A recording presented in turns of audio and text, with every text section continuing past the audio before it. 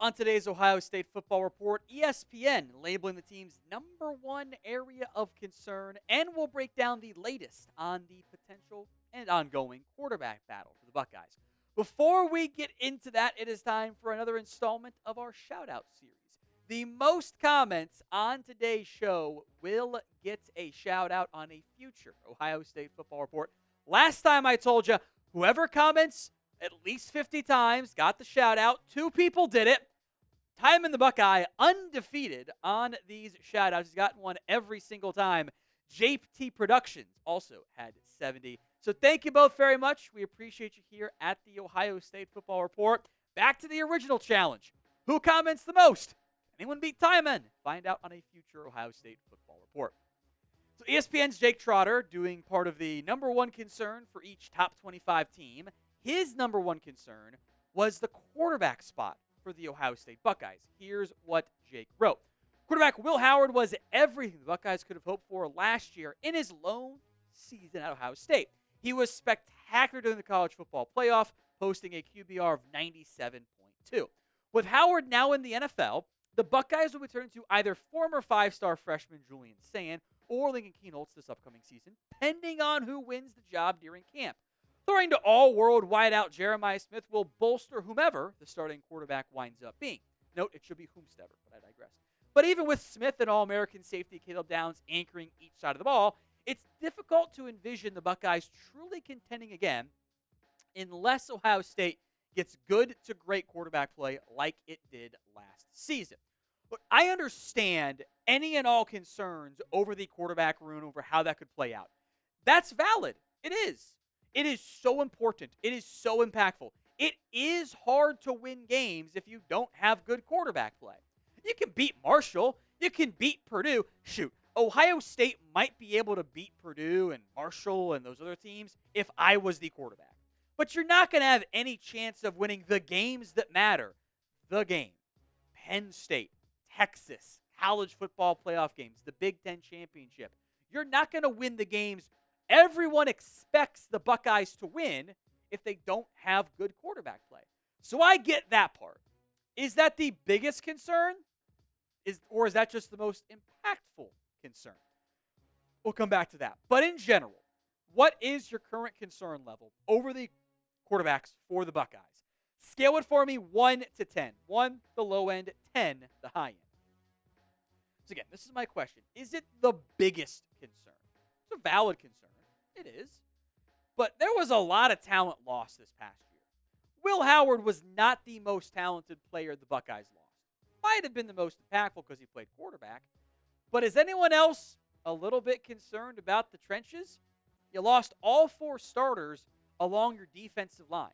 Your offensive line brings back some pieces, not all of them, but you're kind of banking on a lot of growth up front, where this is not the best offensive line in football. It's not always how it goes.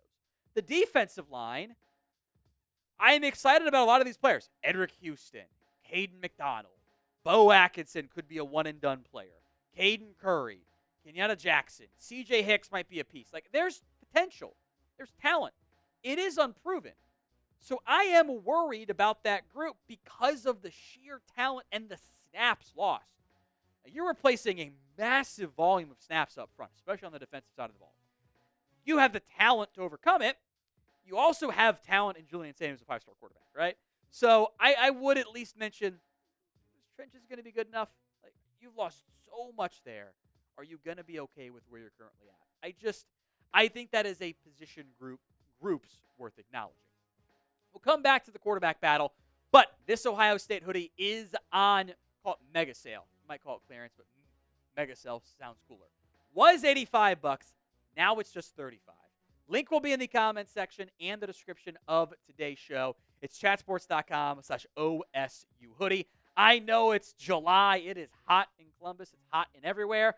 But buy your fall wardrobe now. Save yourself some money in the long run. Chatsports.com/OSU hoodie. Let's kind of stick with the entire quarterback conversation. Alex Glettman, I've only seen it written. I don't know how to pronounce it, so I'm sorry, Alex. Of On 3 has the latest on the quarterback battle, and he thinks a favorite does exist. He wrote, quote, There was a point in late March, early April, where some inside the WHAC were split as to who was leading the battle. Kienholz was more consistent. Sayin's best days were head-turning. The consensus since last week and a half of the spring ball, with the exclamation point in the spring game, is that Sayin is the firm leader in the quarterback one race. That sentiment continued into the summer, with the spring game really propelling the second-year signal caller's confidence of commanding the offense and winning the job. This battle is still technically open.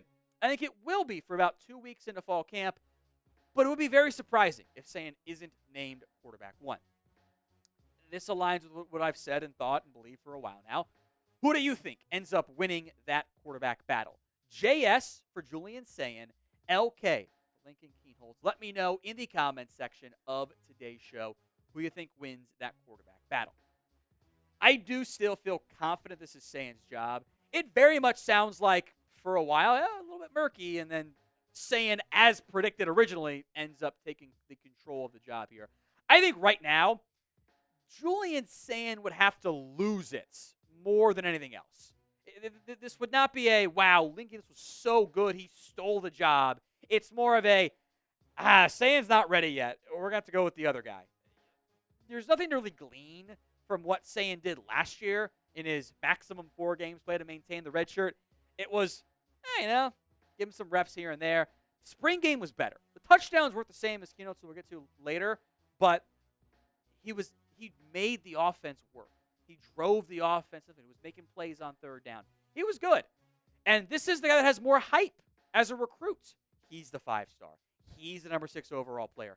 He was the number 1 quarterback in his class. He technically transferred from Alabama because he didn't commit to Ohio State originally. He was set to be Bama's guy this year. He transfers. Alabama's got Ty Simpson. The Buckeyes lucked into it. Instead of having Aaron Nolan versus Lincoln Kienholz and or maybe a surprise vet transfer, they're going with Sayin. I'm excited about him. I don't think he has an overwhelming physical skill set. He's not that big, actually, but he's accurate. And for what the Buckeyes have skill-wise, with all the receivers, all the running backs, all the playmakers, Jeremiah Smith down there somewhere is a very valid offensive game plan for the Buckeyes.